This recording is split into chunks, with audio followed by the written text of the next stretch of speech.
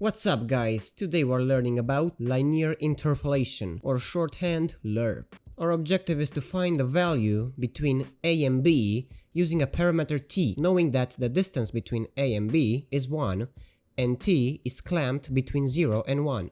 When t is 0, we are at a, which is the start. When t is 1, we are at the end, which is v. And our objective is to find v in terms of a, b, and t. The easiest way to do this is by constructing a system of axes perpendicular to each other, which has the x-axis t and the y-axis v. Basically, for every t, we have a v. As established earlier, for t is equal to 0, we will have a. For t equals to 1, we will have b.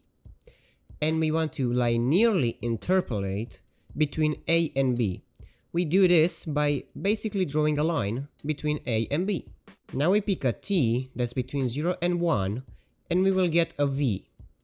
In order to visualize better, we will project a onto b. You might notice that we have similar triangles. What we're looking for is applying the fundamental theorem of similarity onto these two triangles. We'll start off by finding the obvious lengths. The lengths we're looking for are just the difference of the things we found already. And this is why it works.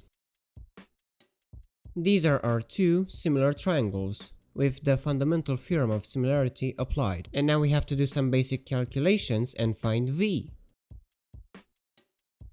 And we're done. And here's a stretched version of the function we just talked about. Enjoy!